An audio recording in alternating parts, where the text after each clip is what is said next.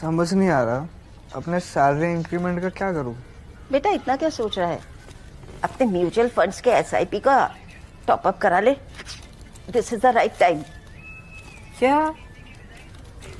समझ में नहीं आया। बेटा इतना क्या सोच रहा है? अपने म्यूचुअल फंड्स का एसआईपी टॉप अप करा ले। This is the right time. अब समझा।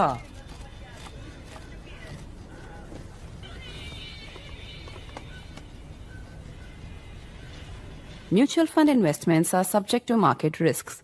Read all scheme-related documents carefully.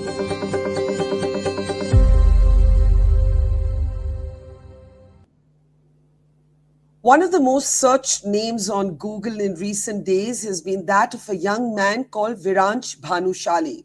An Indian from Mumbai, Viransh made waves and his speech quite literally broke the internet as he shut down the Pakistani side at an Oxford Union debate. A debate where he was arguing against the motion, a debate that spoke about how basically India's policy towards Pakistan was driven by populist politics. That was the essence of it. Viransh used a combination of facts, firmness, and above all, wit and humor to close down the Pakistani side and emerge a winner in India at least, but his speech is viral across the world.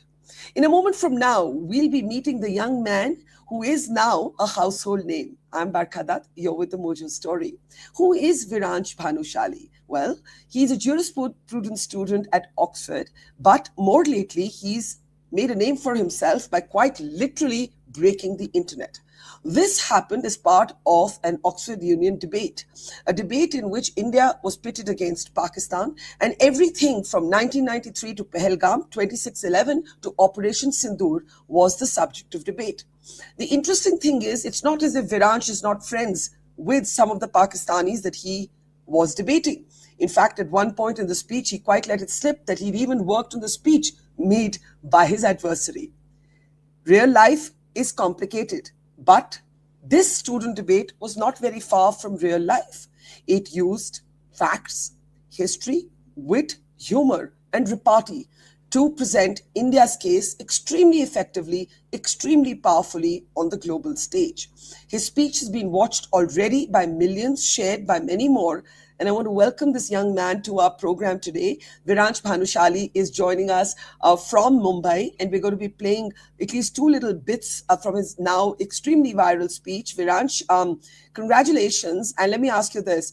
Did you for a moment think that you're going to be so crazily viral, that you're going to be like just this, searched name, everybody's talking about you? Did you expect this when you entered this debate? No chance. In fact, I was much more focused on my election the morning after. So it was a genuine surprise to me, I think, the extent to which this has gone. But also at the same time, I'm not surprised that the debate as a concept has reached the masses that it has, because there was a big reason why I wanted to do it. I think this is the kind of topic that the Indian side, especially in large representative groups, has not gotten the chance to talk about freely and intellectually and properly. And I think me and my team, we managed to do that in the most apt way possible. And I was always sure people would listen, but I was not sure it would go to the extent that it did.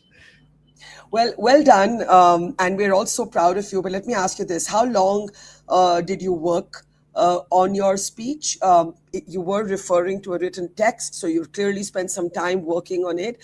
And how did you research it? I mean, you're a young, smart man, that is clear. But there were historical references. You took your debate to the 1990s. You spoke about Dawood Ibrahim. You spoke about a time when you weren't yet born. So how long did it take you to actually get your facts together?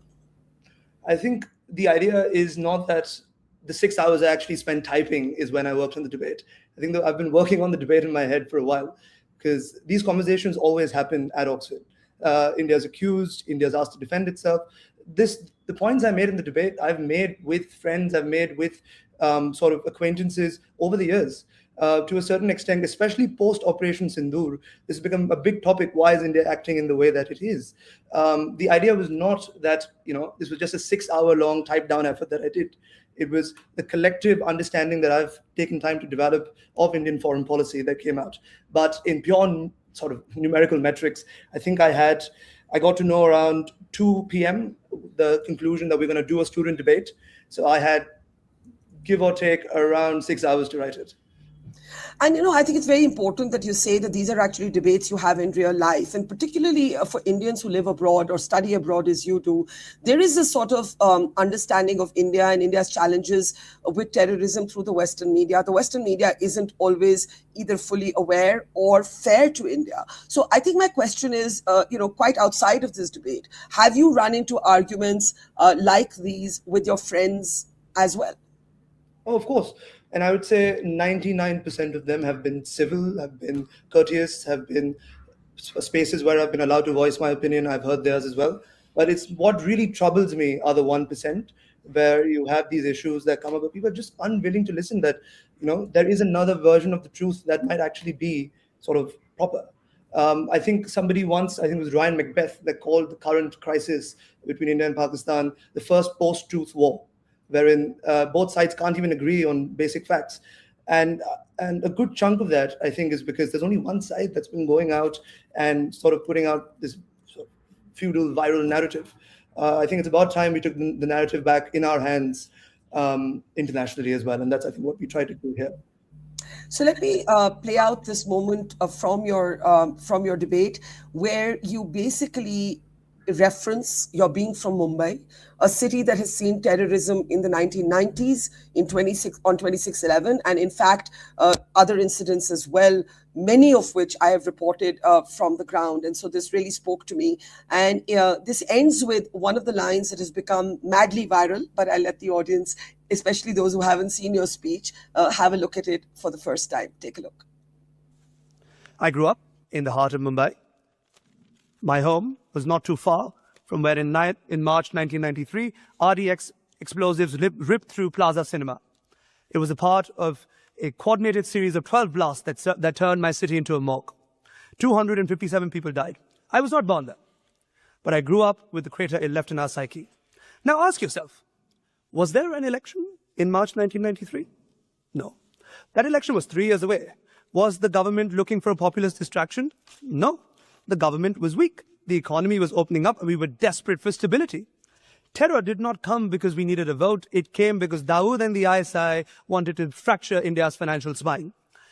That was not populism. That was an act of war. I remember my aunt, once again, vividly, traveling through Chhatrapati Shivaji terminus.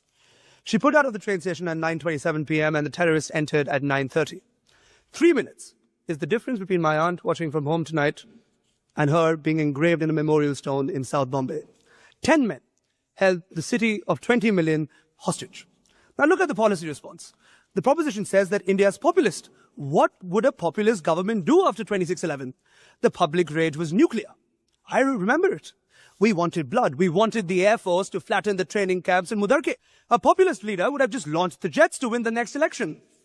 But the government of the day, the Congress party, chose strategic restraint. They chose diplomacy. They chose to send dossiers. They appealed to the international community. They appealed to you. Did it work? Did the non-populist approach buy us peace? No. It bought us Pathankot. It bought us Uri. It bought us Pulwama. We learned a hard lesson, Mr. President. You cannot shame a state that has no shame.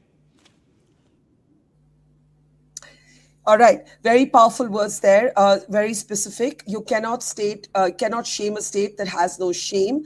This has become a quotable quote, Viransh, from your address at the Oxford Union. Talk a little bit about that line, and then I'll come to the rest of it. I think that line sort of was built up to by this idea that I was presenting, that especially after the first proposition speech by Musa, this larger narrative that, India has just gone effectively crazy. It's just going to shoot jets every time there is anything that happens, any terrorist attack that happens is going to automatically blame Pakistan. I think my idea with this entire thing was to counter the fact that we tried something else. For decades, India's foreign policy was to send these dossiers. Up until Pathankot, we effectively let Pakistani investigators into Pathankot airbase, and they ended up spying on us. That's another nightmare altogether. If we do all of that, we've laid out a red carpet for you to, because Pakistan often claims we're the largest victim of terrorism. right? These scams are outside our control. They hurt us too. We have given you information. We've given you data to stop this. If you still cannot do that, after all the naming and shaming that we've tried for decades, perhaps it's right for us to conclude that the solution to a shame that has no shame is to a state that has no shame is not to shame it, but something else. I want you to talk a little bit about being a boy from Bombay or Mumbai, because, in a way, many cities in India, many states in India have been at the receiving end of Pakistan-sponsored terrorism through their proxies. But in particular, Mumbai, you talk about the Dawood Ibrahim years. Dawood is, reported now for years to be in hiding in Pakistan's Karachi. You talk about 26/11, those images are on our screen. You talk about not yet having been born in the 1990s when serial blasts would rip through the city you're from. But you speak about your aunt's experience, how a few seconds, a couple of minutes saved her life. I'm sure your sort of growing up, the way the conversations at the dining table, what your family spoke to you about, how you came to understand terrorism, how you probably watched it as a young boy, if I may use that word, on 26/11, also shaped all the thoughts you have today. So talk a little bit about that. So my aunt is Bhakti Fuya. She's been asking for me to name her for a while. So there you are, Bhakti Fuya. I'm glad that the aunt finally has a name. Well done. She's my father's sister.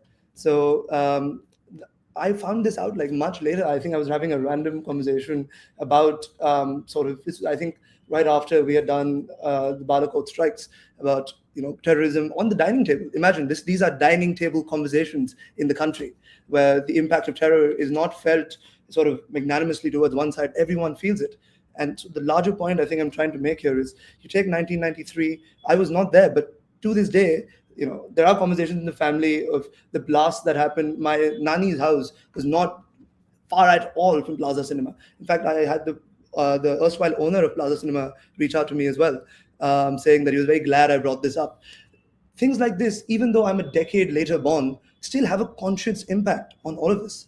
And even 26/11, it's just emblematic of the fact that India's richest city, India's most privileged people even, are not secure or are not safe from the impacts of terrorism, are not safe from the impacts of cross-border violence in the way that it occurs. And I think that's really the point I wanted to hammer home. For a lot of people, especially in the UK, terrorism is this sort of intellectual exercise that happens halfway across the world. You never see the consequences of it. We see it. We felt what it feels like to have your windows shake because of a bomb. When you felt that, terrorism is not just something you can talk about from from like a perspective of morality or from just a perspective of academia. It is a real experience. It's a real feeling that really informs our policy on a national consensus as well. Yeah.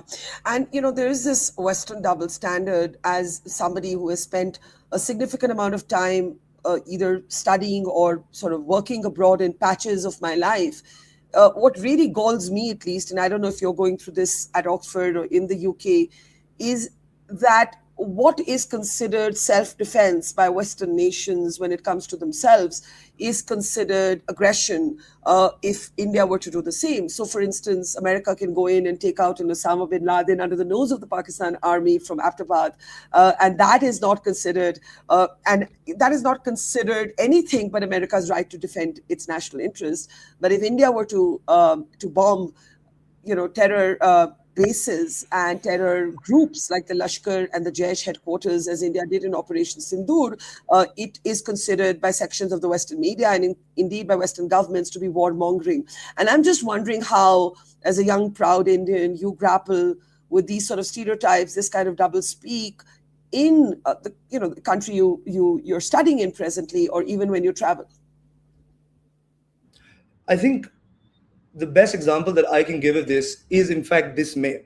So I was in the Netherlands on my year abroad at the time when Operation Sindoor broke out, when we started it. And I had the privilege, that a lot of people in India didn't, of being able to access both Indian and Pakistani media on the same issue because the geo-blockers wouldn't work. And it would be pretty interesting to see that the same thing that the Dawn is writing about almost verbatim is ending up on the BBC or Sky News. To this day, I have not seen a bit of credible evidence when it comes to the jets shot down or multiple claims of the Pakistani establishment and DTI SPR.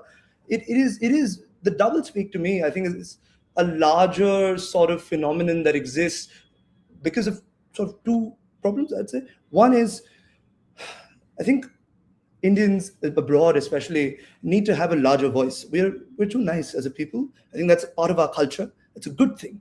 But I think the time has come to really step up when it comes to placing our truth. It'd be very interesting to see. So I was, I think it was a daily thing. I would open up the print and watch Shekhar Gupta sir talk about what happened the day before, and you compare that to what you're just receiving on your like average news feed. You think, where are these people getting these things from? And and then perhaps you start to notice the commonalities in the news feeds. You start to notice that this is not something that's happened on its own. This is built. This is a part of the hybrid warfare strategy that is used. You see it So you're basically saying we need to be better at our messaging. We need to be better at our PR. The Pakistanis, by the way, are propagandists, and they've been very effective propagandists. But on the idea of propaganda, going slightly off topic, have you seen Dhurandhar? Yeah, I actually just watched it 3 days ago. Funnily enough. What did you think? I thought it was a great film, but I don't know what you thought. No, I thought it was a great film as well, and I think this is what happens. Right? Cinema has been an arm of the state. Cinema has been an arm of communication. That's inception. I think people with a basic understanding of how to figure out their own facts don't need a movie to tell them A, B, and C. I don't think the movie incites it.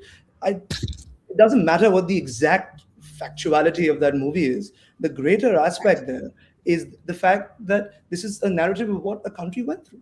This is a communication. Absolutely. And as somebody who belongs to a free speech society like like the Oxford Union, the idea of free speech is not to just let one side speak. It's to let both sides speak. If you have a problem with Dhurandhar, you're allowed to voice your opinion and make sure it reaches the masses. It's that simple. It should not be this larger cataclysmic thing that the country talks about. It's a movie. It has an impact on public narratives. I agree.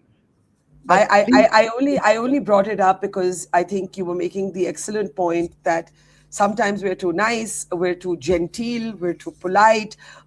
We don't necessarily, and when I say we here, I'm just talking about India loosely, and we battle this sort of Western stereotyping, and it's bloody irritating. But I think something is shifting in the conversation there, and interventions like yours have really contributed to it. The other thing I loved about the debate is that you didn't lose your sense of humor. And I think a debate needs to have wit, and it needs to make the points that you feel passionately, but in a way that your opponent is not getting under your skin. And the moment you lose your sense of humor, you've actually partially lost the debate. That's actually what I believe, which is why no matter how provoked I am in my programs, I try to never stop smiling, because I think that's such an intrinsic part of remaining in control. So I want to play out this lovely moment from the debate where you actually talk about your personal camaraderie with the person you're debating, who is Pakistani, who's also the president of the union. And I won't give it away. Let's take a look at this. First, we have our union president, Mr. Musa Haraj, leading the charge for the proposition. Musa is not only the president of this union, he's also Pakistani by birth and a very, very dear friend of mine. In fact, as his chief of staff, I've spent months working with him, which makes tonight a tad bit awkward, because technically, I'm supposed to make him look good. But here I am, last night, writing his speech for him.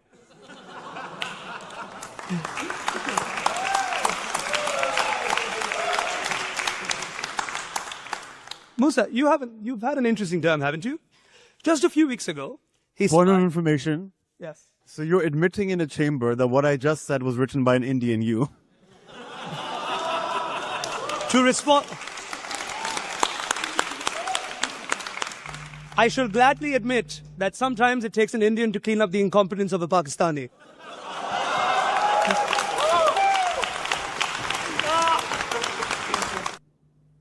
Well, the thing is that's the line you couldn't prepare. That was the organic repartee, and that's what makes you an excellent debater, right?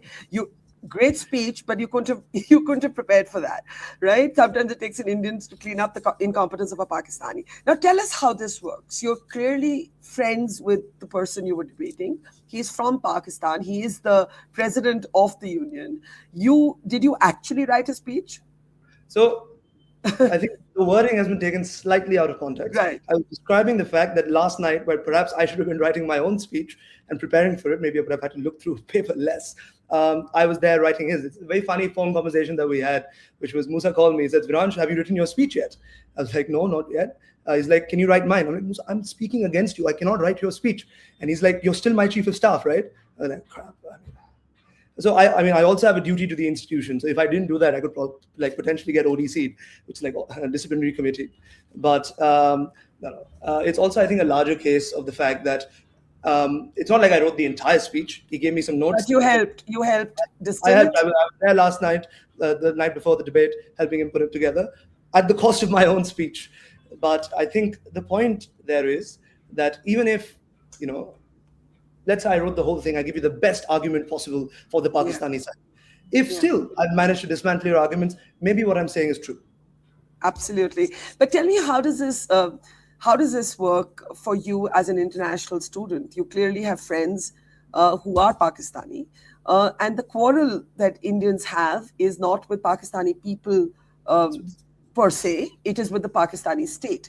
And I think that capacity to distinguish between the state and the people is something that is also important to remember at a time like this. So I want you to talk a bit about that. No, I completely agree. And, to a certain extent, I also agree with this idea that Pakistani people are also victims of what their state does. And this is, I think, one of my sort of conclusory lines to a point, which is you cannot give them bread, so you give them the circus. The cost of the populism that Pakistan actually inflicts on its own people, that it disguises as security, is that people today can't afford basic necessities. The Pakistani state is as much an enemy, considers itself as much an enemy of India as it is its own people. I think when I argue against the Pakistani state, perhaps I'm arguing for the Pakistani people in my head. But sometimes there can be a little bit of tension. I have at least a couple of good Pakistani friends whom I've known for many, many, many, many years, and we agree on absolutely nothing. And we have to find spaces within which we can still build an equation. So does that happen to you? Of course. I mean, there's, when there are times that me and sort of fellow Pakistanis at Oxford disagree, especially when I'm in a working space with them. If the president and the chief of staff are not talking to each other, there are larger third order consequences that are going to happen. And I also have an obligation to the institution. So that obviously also comes in. But I think it's a larger idea of the fact that you have to be able to distinguish where you draw your lines, even as friends. Mine and Musa's relationship as friends has that taken into account always. I think there's a very etched moment in my head when I first was very vocal about Operation Sindoor, which was around when it happened in May. I posted a lot of Instagram stories. I lost a lot of friends that were Pakistani as a result of that, because of my support for the Indian government. And one of my former Pakistani friends actually went up to Musa and asked him, how can you still be friends with Ranch? He's pro-India, whatever. And he was like, and this line still sticks with me. I mean, what do they expect you to be? Like, exactly. You're Indian. Exactly. Why won't you be pro-India? Like, I don't understand. Exactly, right? And so the line that he said was, I cannot make a man argue against his country. And I think if you have that amount of respect for two people as individual human beings, that you respect each other's ideas, intellect, and qualities, arguments and debates can occur. And I think that's the spaces we need to promote. I think what's also very refreshing to see is that, it is possible to be liberal in the truest sense of the word, which means that you have space for another person's argument, but your red lines are your own.